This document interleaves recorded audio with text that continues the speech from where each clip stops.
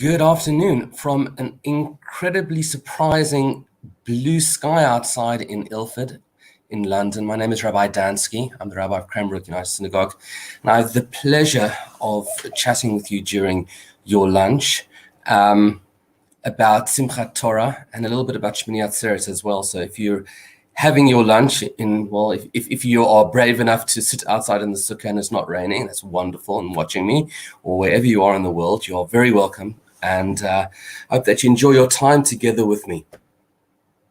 If we think about Simchat Torah, we know exactly what we're in for. We're in for generally, unfortunately this year we can't, but we know that generally dancing, a little bit of pandemonium, lots and lots of sweets being handed out, some people drinking, some people not drinking, depending on which community you go to and where you are. We know that the day is categorized by the reading of the end of the Torah and then starting the Torah again. And what's fascinating about all of this is that you will not find one source in the entire Torah which talks about Simchat Torah, which is the last day in the diaspora of Sukkot. You will not find one mention of it at all. So what I'd like to do today is I'd like for us to examine where this festival and how this festival came into being and how it connects to the concept of Shmini Atzeret and how they fit together as well. Because as we know, Shmini Atzeret and Simchat Torah are literally at the back end of Sukkot.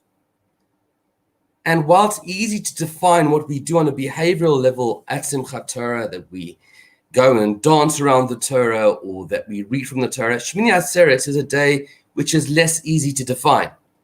We don't have an obligation to sit in the sukkah, although many people do sit in the sukkah without a blessing. We don't shake the lulav and the etrog.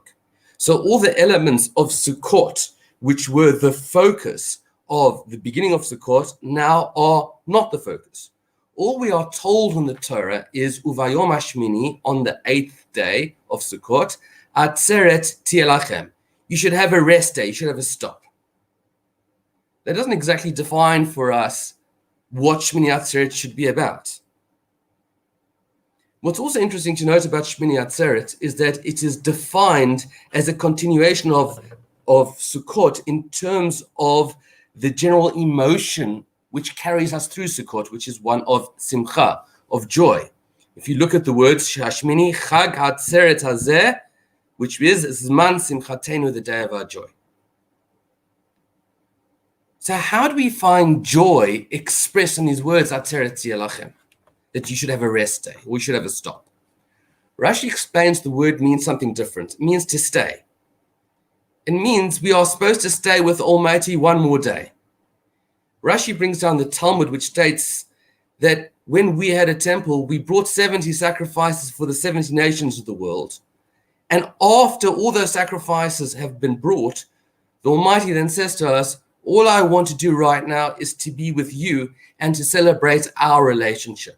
Stay one more day close to me. And I think this is a very heartwarming concept. But I think it's also a little bit of a bittersweet comment. I think the Almighty is recognizing that after Yom Tov, we might be away for a while. After all, the next foot festival, the next of the Shalosh Regalim, is only in the next 6 months. We are going to a journey out into the world, and the Almighty wants to hold us, almost like a father wants to hold their child one more time before he waves goodbye to them. I'm sure you've all been to the airport with your children, saying goodbye to them. And while I'm sure that many of you are happy that your children are going out and living their lives and doing the things that they want to be doing if they're going on an extended stay, there's also a feeling of sadness because you know you're not going to see them again. And it's almost like we're being told the same thing today. Enjoy the moment. But in that joy, know that there's going to be a little bit of a separation and we won't see each other for 6 months. So I understand that there is an element of joy, but there's also a certain bitterness, a certain bittersweet element to this festival. Yet, as I mentioned before, we still call it Zman Simchatenu, the festival of our joy. How does that all work? How does that all pack in together? So it's undoubtedly a holy day. Maybe we should rephrase it. Maybe we should have called it Zman Predatenu, which means the day of our separation. But why Zman Simchatenu, the day of our joy? It's happy, but it's also a little bit sad, surely. So let's take that idea and put it to the side for a moment. And we're going to focus on Simchat Torah and show how Simchat Torah provides a certain sweetness to balance out that bittersweet feeling that we have or that we could be having on Shmini Atzeret. If you look in the Torah, as I previously mentioned, or in the Tanakh, any of the books of the prophets or the writings, you will not find one source to tell us about what we do on Shmini Atzeret or Simchat Torah. You won't find it.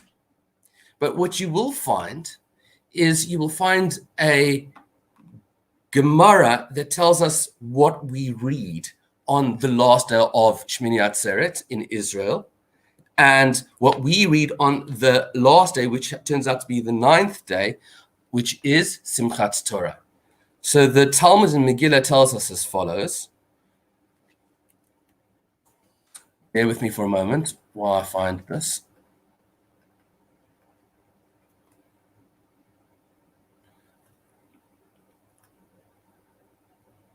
He says,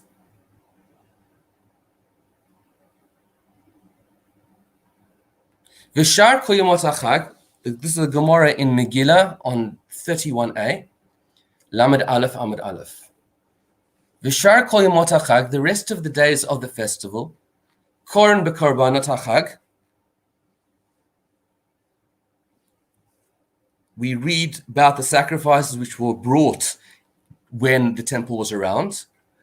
Yom Tov Acharon, on the last day of Yom Tov, which is Shmini Atzeret, koren kol ha'bechor. We read Kol HaBechor, Mitzvot, V'chukim, V'chor, U'maftirin, and then we read the laws of the Bechor, the firstborn, which is the parasha which deals with the festivals, which we're quite familiar with. And then it says, we make our Torah, and then after that, Lemachar, the next day, for Simchas Torah, Korin V'zot HaBracha.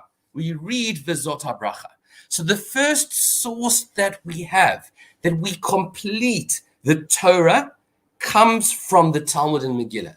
It tells us that we end V'zot HaBracha on Simchat Torah. The Talmud does not mention, note, Bereshit, that we start reading Bereshit, but what we read is we should read the last parsha. Now, this is a fascinating thing because in and of itself, the idea of going through the whole Torah within a year is not something which was universally accepted at one time. At one time, there was an argument between the Bavli, the Babylonian Talmud, and the Yerushalmi, the Jerusalem Talmud, as to whether we spend 1 year going through the whole Torah or 3 whole years, as was the custom of the Yerushalmi. The people in the Yerushalmi, they used to take 3 years to go through the entire Torah. So they went much, much, much slower, obviously, than the Babylonians did, and we today do. What's interesting is that historically, this custom carried on for many, many, many years, to the extent that in Egypt in the 10th century, the 11th century, there were still people who celebrated Simchat Torah, even though they went through a 3-year cycle. So even though they hadn't literally finished the Torah, they might have been in the 2nd year or at the end of their 1st year, they would still celebrate with the rest of the community who celebrated 1 year. And the reason why the Talmud tells us also in Megillah that we go and we read the whole Torah and we end off reading the last V'zot HaBracha where we are is essentially to make sure that we end up reading Devarim, the last book of the Torah, with its rebukes and with its admonitions in time for Rosh Hashanah. So all of the rebuke which is found in Parshat Ki Tavo, where we're told of the curses which will occur, that will happen if we don't keep the Torah, as well as the mitzvah of teshuvah, of repentance, comes in Parshas Vayelech, in Nitzavim, to prepare us, so to speak, that we can finish the year and its curses, says the Talmud, and prepare us to do teshuvah, to repent, so that we can come in to Rosh Hashanah with the right frame of mind. However, it could be that we didn't need to start or finish the Torah on Simchat Torah. The Gemara in Megillah on 31a, as I mentioned, is telling us that is the day that we complete the Torah. So if we think about Simchat Torah, there are three elements I would describe of Simchat Torah. One is completing the Torah. The second one is starting it again. And the third one is the dancing around the Torah. So we can see from the Talmud the idea of completing the Torah, but we don't see the idea of where we should start reading the Torah from again. And this we find in another source. We find this idea in the Tur. Now the Tur, Rav Yaakov ben Asher, wrote a very, very important work, which was a halachic compendium, and he compiled all the halachas and he put them into different states of law. For example, Orach Chaim, which deals with the prayers, waking up in the morning, the laws of Sabbath and the festivals. Then he also deals with Chosh and Mishpat, the laws of payments and monetary matters. He also deals with Even Ezer, another portion which deals with the laws relating to marriage and divorce and other elements of that. So there's Chosh and Mishpat, Orach Chaim, Even Ezer, and the last one escapes me. The last one is Ezer. I'm being caught on TV, not even knowing the fourth, but he has he's got 4 volumes. And he says as follows: the Torah says in Orach Chaim, in Taf Reish Samach Tes, he describes what happens. He says as follows. He says, Vayhi acharei mot Moshe, right? So that's not Torah, beg your pardon. So he says as follows. Uvashlishi, and in the third aliyah, and the final aliyah, matchil bereshis. Oh, so now we've got something new, something that we didn't know about before. And that is the concept about bereshis, about new beginnings, about starting after we've ended off. And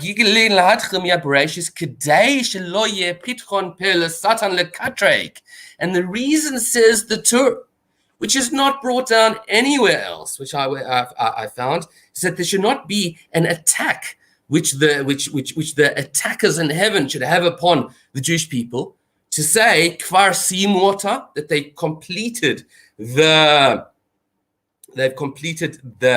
Torah, the einam rotzim likrota od, and they don't want to read it again. And that is the reason that we read Bereshis. Now, in the words of the Torah, we see something very, very, very important over here. We see the reason for the simcha, the reason for the joy. The reason for the joy is this idea that even though we've ended our cycle of studying the Torah, we can start again. And in fact, that's exactly what we do. We do start again. And I think this shows us something very important. Halacha doesn't only tell us how to do something, but it shows us the ethos in which the day should be celebrated. And the ethos of the day is we're celebrating the concept of lifelong learning, that we don't stop learning ever. And I think that this is a very, very important concept, this idea of lifelong learning. because I think we go through lives and there are certain elements of our lives that we know we got to do. You got to go through school, or you've got to go to university, and you have to study certain things which provide you with a ability to be proficient in your area of expertise. But there is an extra element over here which is being expressed, and that is this idea that we never stop learning. We never stop studying. We find new things and we evolve through our study of the Torah. So the Torah over here is telling us not only what to do, but the reason for what we're doing. We're showing our commitment to lifelong learning and our commitment to the love of our continuing learning of the Torah. That's the opinion of the Torah. What's interesting over here as well is that we see that there isn't a mention of dancing, which is our third prong of Simchat Torah. So just to summarize, the first prong of the study of Simchat Torah was, one, completing the Torah. The second one was beginning Bereshit, starting again. And the third one is this idea of dancing. Where we get that from, that is something which we need to discuss. And you need to hold on to this. What's interesting as well is the Bet Yosef, who is Rav Yosef Karo, the author of the Shulchan Aruch. He writes a very, very, very long commentary on the work of the Torah called Bet Yosef, which literally means Joseph's house. And in this, he explains the customs of the Ashkenazi, the German Jewry, and in the United Synagogue, we very much follow the German line of study of Torah, and it says as follows in the Beis Yosef: "V'noagim ba'Ashkenaz." We have a custom in Germany, "Sha'amasayim va'matchil," that those who finish the Torah and those who begin the Torah, noidrim nedarim, they go and they make they make donations and they make oaths to go and give money to the synagogue.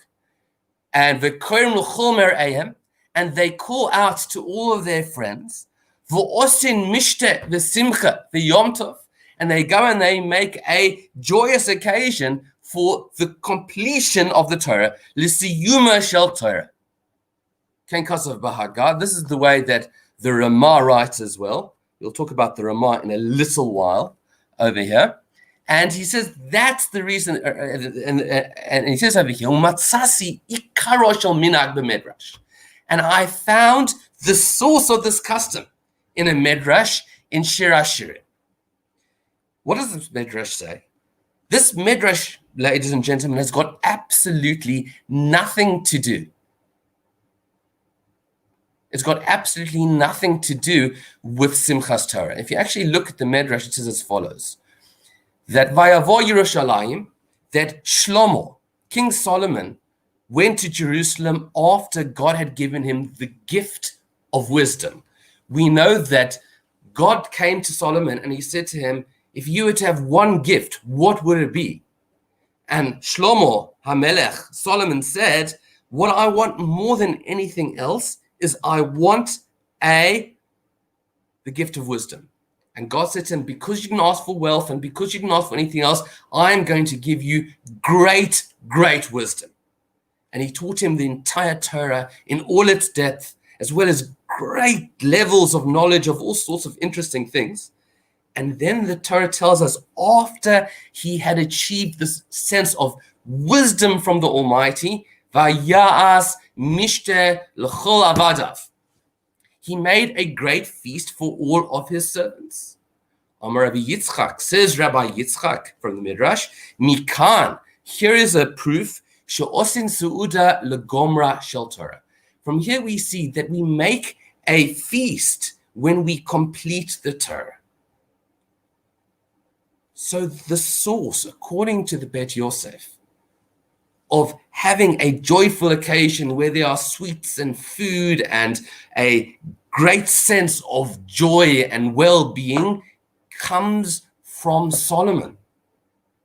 It comes from this level of knowledge which Solomon had attained. And after you attain a level of knowledge, then and only then should you make a su'udah, should you make a feast. And more than that, that is the moment in time when you can truly be in a state of joy because you've achieved so much. Not sure whether any of you remember, or if you do remember, I'm sure you'll know that experience of having gone through a lot of difficult examinations and that sense of relief and joy that you have when you've gone through that. That is the sense of joy that one should have when one finishes the Torah.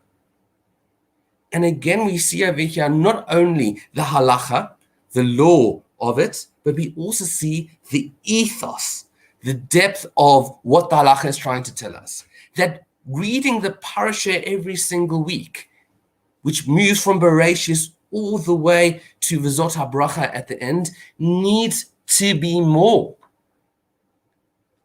than just reading through it. We need to be learning and developing ourselves through it to the extent that by the time we get to Simchat Torah, it is a moment of true joy because we have developed through the year. And that, says the Beit Yosef, is why we celebrate. So we understand now, let's think about it, the day itself. We've started with Devarim, why we read the last parsha in Devarim. We've looked at why we start with Bereshis.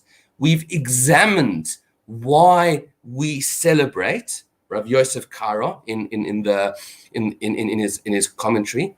And the last point is the Darkei Moshe, the Ramah, who is the father of Ashkenazi Jewry. The Ramah has got two main commentaries. The first commentary he wrote, again, is on the Tur, which is on Rabbeinu Yaakov, which we spoke about earlier. But and that is entitled Darkei Moshe. And the second element that he wrote was called the Ramah, which were the notes that he wrote on the Shulchan Aruch. But in Darkei Moshe, he says as follows. He says, B'yom Simchat Torah, on the day of the Simchat Torah, and this he quotes in the name of the Gaonim. So the Gaonim, if we think about this from a historical perspective, the Talmud was completed in about 7 or 8 AD. Between 8 and 10 AD is a period of time called the Gaonic time. So people like Rav Savorai Gaon, or Rav Natronai, or the High Gaon. These were all great sages who lived in Babylonia during the period of time, and they had a minhag, they had the custom, and this is the beginning of the custom, to be Yom Simchat Torah nohagin lirkod. We have a custom to dance. Afilu zakanim, even the elderly people, no matter how old you are. And again, I think there's kind of a nod over here to this idea in the Haggadah, where we say, even if we're old, we need to go through the Haggadah. So even those who are elderly need to dance, they need to get up and put on their dancing shoes. When we go and we praise the Simchat Torah. And even those, says the Darkei Moshe, that there's a law on Yom Tov that generally we don't have a custom to dance. Interestingly enough, there's a law that we don't dance. He says over here, Mishum Kavod HaTorah Nahagu Heter.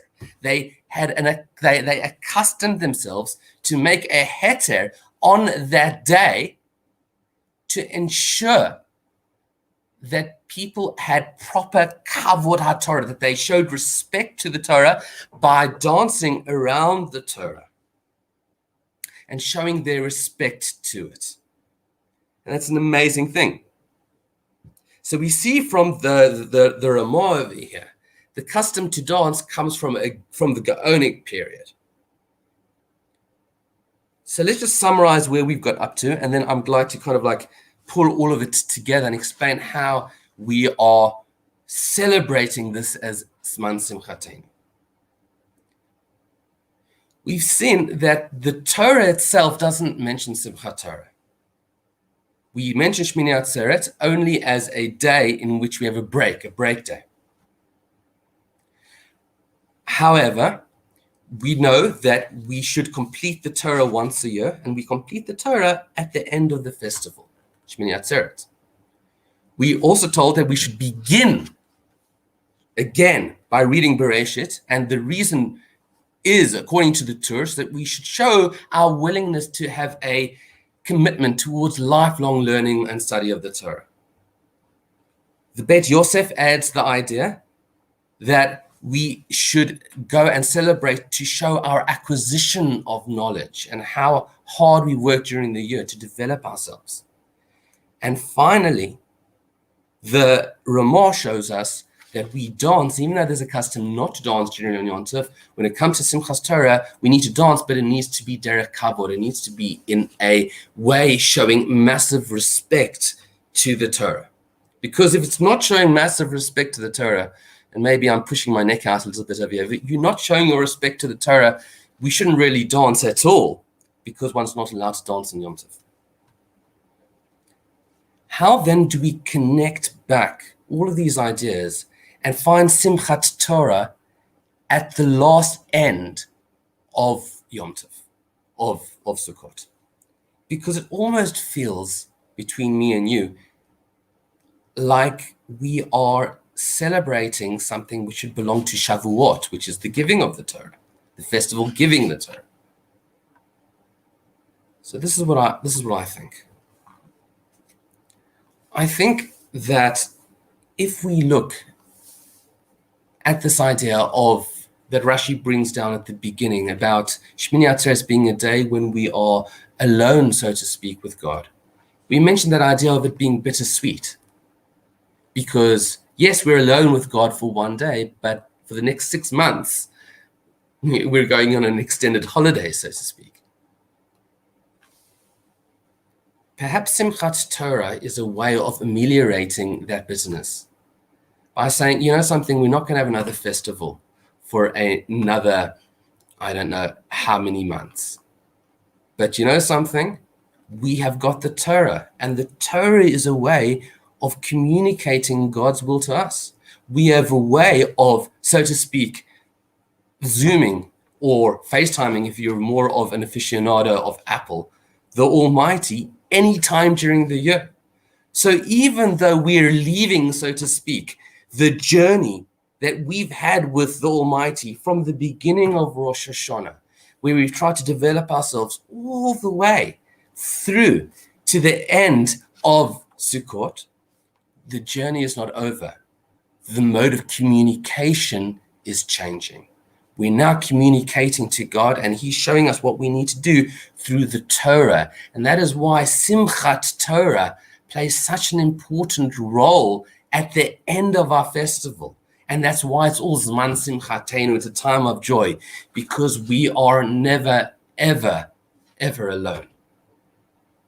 Sukkot at the beginning expresses this idea that God is taking care of us, and that He takes care of us just like we're covered by the sukkah, so too the Almighty covered us with the clouds of glory. And now we're fast forwarding to a time where those clouds of glory, so to speak, are being picked up.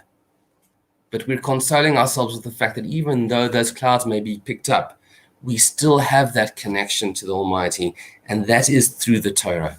And we can find that connection, we can find that Zoom or that FaceTime experience through continuous study of Torah, development through it, growing through it, and evolution and evoluting and transcending ourselves through the process of learning Torah. May we take these ideas and may they strengthen us during this difficult time. And hopefully next year, when it comes to Simchat Torah, we can go and dance around the Torah with the sense of achievement that we've developed and grown every single week with each parasha, Bereshit, Noach, Lech Lecha, Vayerach, Hayisar, and learning new life lessons, taking those lessons and making them a part and parcel of who we are and growing every single day of our lives. I wish you all a Chag Sameach, a happy and wondrous festival. Take care of yourselves and be safe. Thank you very much for joining us.